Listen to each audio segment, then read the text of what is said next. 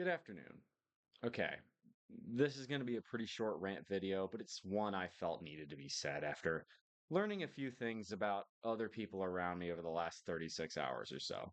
So, as you know, yesterday was the 4th of July. It was America's 249th birthday.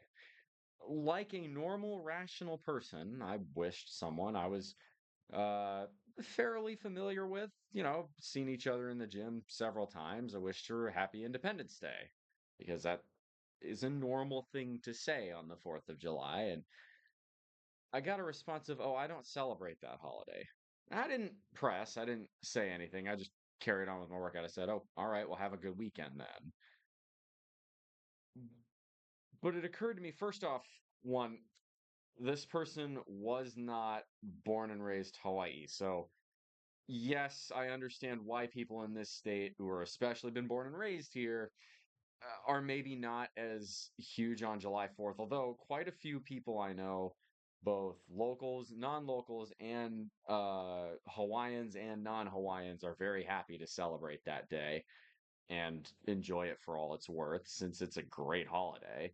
Uh, Probably short of, I don't know, Thanksgiving, Labor Day, and the 4th are probably my three favorite holidays. But anyway, it it occurred to me that I think I understand why someone would say something like that. I think it has something to do with the politics and the divisiveness with which this country operates in the year 2025. It's very disappointing. I can't control that, so I don't. But I want to get one thing off my chest, and it's that the presidency of Donald J. Trump does not change what is great about the United States, what was great about the United States, and what will be great about the United States. In the era of social media, we have this idea that presidents are all powerful, and they're not. I mean, just take a look at this most recent, what's it called? The Big Beautiful Bill. That took weeks of legislative fighting in Congress to pass by the thinnest of margins. J.D. Vance had to submit a tie breaking vote. In the same way that when Biden was president, Kamala Harris had to do the same thing a few times. The point here that I'm making is that I think it's very easy to sit there and look at your news feed, especially if you are subjecting yourself to the brain rot that is TikTok, because make no doubt about it, TikTok is underneath Chinese social engineering. It's very easy to look at that and constantly be thinking America bad. And did it ever occur to you that maybe the fact that you can constantly be shitting on America is one of the best things about this place? That you can say shit like that and not have to worry about it. And I have no problem with criticizing the United States. In fact, it's healthy. We need that because there's a lot of things that we could do a lot better in this country. But on the 4th of July, it's a bit of a read the room moment. Maybe just one day a year, just one day a year, you can be happy to live in the country that pioneered the idea of representative democracy in the modern age. Perhaps just one day a year, you can be thankful that you live in a country that fought a bloody war, a long 4-year slog to put an end to the vile institution of slavery in the 1860s. Now, you're going to say, oh, why didn't it get done earlier? Yeah, this was a flawed this was a flawed country in the 1700s. The only reason the Articles of Confederation got turned into the Constitution is because compromises were made. But that doesn't ignore the fact that several U.S. states were among the first legislative entities in the world to ban slavery.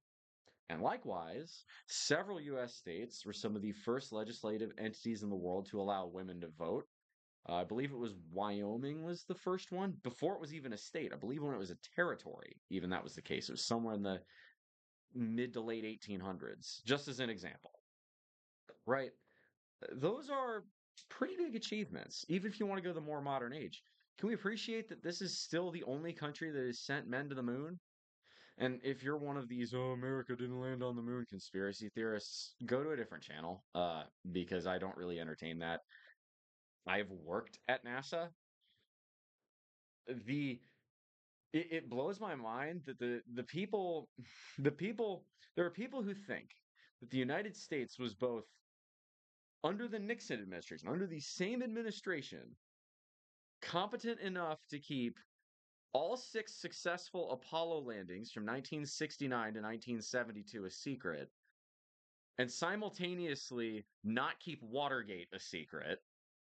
You're telling me that's the administration you're thinking managed to pull that off? Are you sure? Anyway, the point is here is that because Orange Man bad, I think right now it's the left, but God help, it was certainly the way on the right.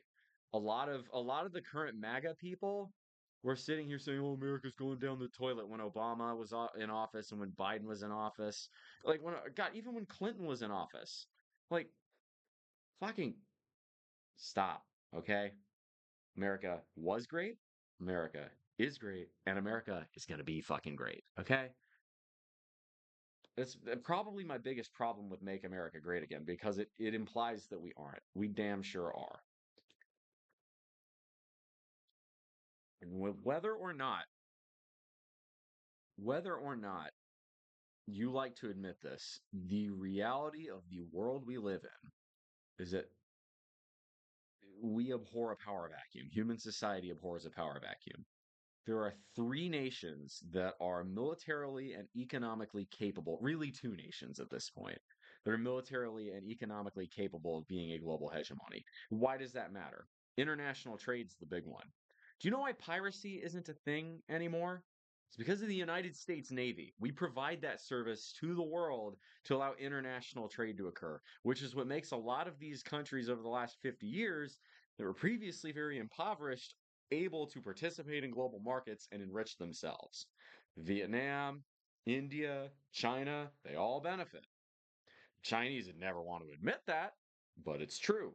Otherwise, they would have to provide against the security against pirates, right? The pirates in Somalia that were occurring about 10 years ago, who dealt with those? The United States Navy did, okay? So let's stop for a moment and acknowledge the good that this country does, because I think it's very easy to let that slip by. But the two powers that we have that can be the global hegemony right now, I would argue maybe it used to be three. Russia has proven that it is no longer militarily capable of being that global power, and it's certainly not economically capable. It's us and it's the Chinese.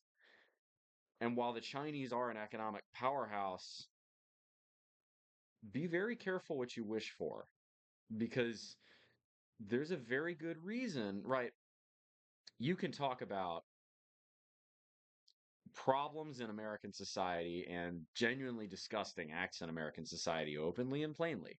You can talk about the Stonewall riots. You can talk about something much more recent. Let's take Derek Chauvin and George Floyd. You can talk about what happened in Ferguson, Missouri in 2014. You can talk about who shot Martin Luther King Jr. in 1968. You can talk about the Interstate Highways Act of, okay, that insert the joke here. You know what you can't fucking do in China? Huge fan of using the password 641989 for this reason. It's that simple. 641989. This video is now banned in China. That's all it takes. It's as simple as that. Or just talking about how the lockdowns were, right? We've had how much debate over the value of the lockdowns in the United States? We're able to have that debate. You can choose us, or you can choose the Beijing approach. I might recommend, if you really are still on the fence as to which one the better option is, taking a look at Chinese environmental record. Go look at the Banqiao Dam failure of 1975. Go look at the Great Leap Forward of 1961, and then doubling down on that with a goddamn cultural revolution in 1966. Go look at the Sino-Soviet split in 1968 and 1969 that nearly caused World War III without the United States even being involved. That is Maoist ideology, and it still exists within China. Xi Jinping is a lot more subtle about it, but that's the goal for the Chinese Communist Party. That's where they want to take humanity, all of us. Let's be very clear. We're talking about tyranny here. That's tyranny. Donald Trump is an idiot or an asshole, whichever one you believe, or an idiot asshole, whichever one you want to talk about. I'm not the world's biggest fan of the guy. I'm never going to be one of these truly bizarre people on the right that likes to think he's the second coming of Christ or something like that. But he does not have the power to do anything at that level in the same way that the dictators in China do. Okay.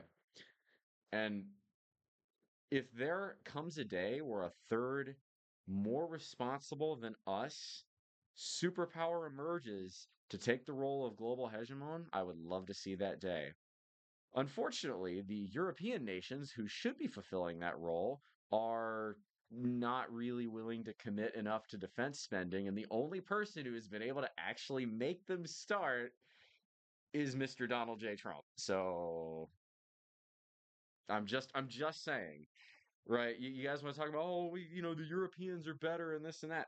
Okay, let's see how the Europeans handle controlling a lot of the problems in the world or handling, like, again, handling global piracy. Do you think the German Navy is doing that? I'll give credit to the blokes here. The British Navy actually does play a pretty good part in that. But Britain ain't it's not even in the European Union anymore. So that doesn't even count. The French, they don't do shit on that.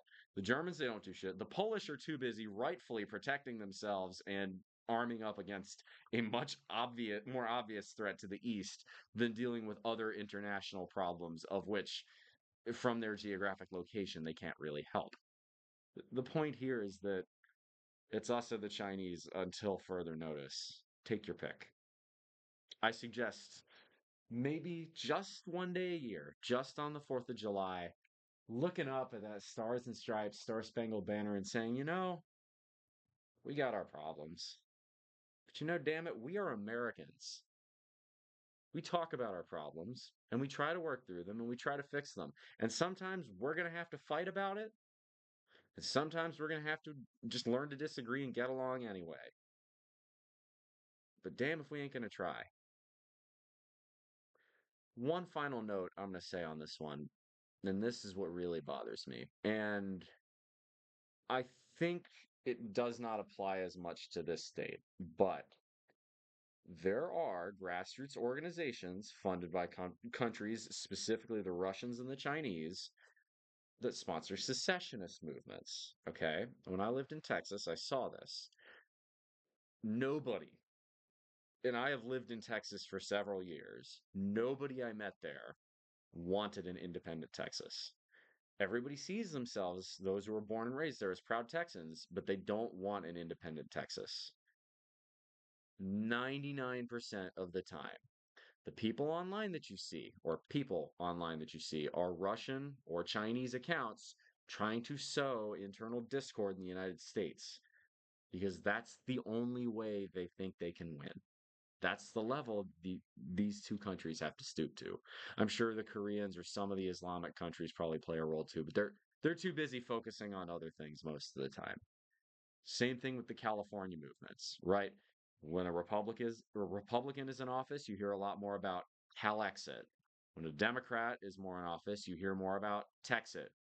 Both are stupid, and nobody I have met who is an actual American citizen is serious about ever wanting that. Because we all know we're better together. For better or for worse, we got to deal with the street shitters in San Francisco, and we got to deal with the coal rolling douche bros in Texas. They are both Americans, and they are both part of this country. Okay? Again, I'm going to put an asterisk here. Hawaii is a very different situation. The sovereignty movement here, that argument doesn't apply. That said, if you are part of the the movement to restore the Hawaiian kingdom, because Kingdom of Hawaii is Re Kamehameha, I think.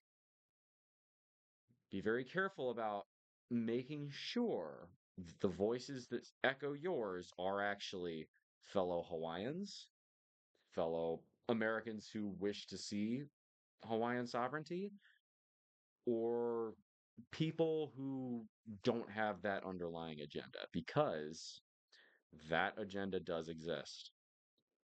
If the United States, for instance, were to no longer have Hawaii and Hawaii were to be independent, it would make power projection over the Pacific very difficult. What would that mean? Well, it would mean the Chinese would get a lot more aggressive and they would start overfishing a lot more than they already do. You would probably see a lot more illegal Chinese fishing vessels in what would then be Hawaiian waters. There's a reason they largely don't exist here.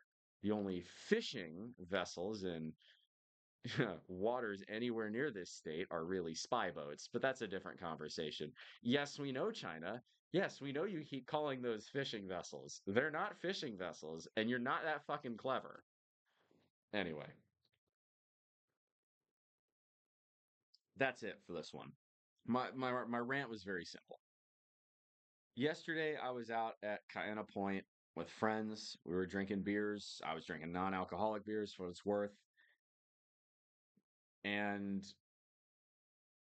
we were playing music. I was going out bodyboarding, talking to, hanging out with a lot of my friends, some of whom were born and raised here, some of whom came here for military reasons, others of whom came here for other economic reasons.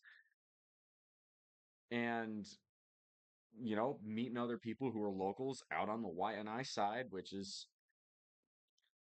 incredibly beautiful, but being very respectful of them, also learning a thing or two from them because, oh man, they can surf and surf and surf and bodyboard for hours. One of them fucking getting up on his bodyboard, standing up and throwing tricks, man. Two of them were throwing spins. This dude was throwing jumps and shit.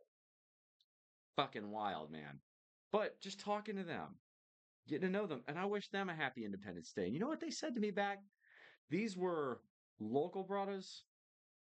Don't know if they were Kanaka or not. They look Polynesian, but it's hard to tell. But you know what they wished me back? Okay.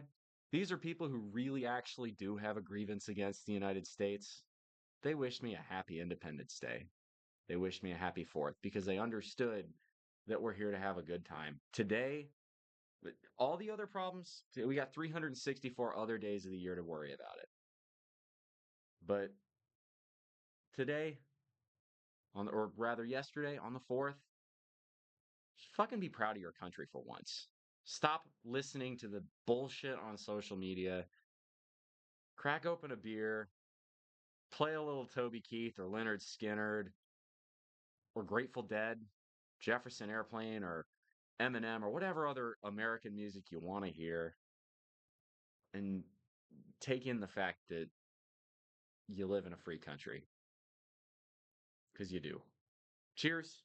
Happy 4th. I'm going to be on my Discord chilling a little bit more today. Tomorrow I've got a modeling event, but I might be able to throw out a little bit more content. Probably just hanging on the Discord tomorrow afternoon. That is it for me for this one. As always, y'all make good decisions. Those good decisions form your actions. Those actions form your habits. Those habits form your values. Those values form an ethos to be the guys to start through the rough waters of life. If you were wondering why I was shirtless in this video, it's because my haole ass burns and I am a little red. Not too bad. I put on sunscreen a lot yesterday, but the Hawaiian sun just torches you after a while, especially if you're in the water out bodyboarding. But I did hit a workout today, 525 for reps, strapless on shrugs. Pretty happy about that. 265 for rows. I go real strict on form, so pretty solid. That's all I got for y'all. Shoots, play me out.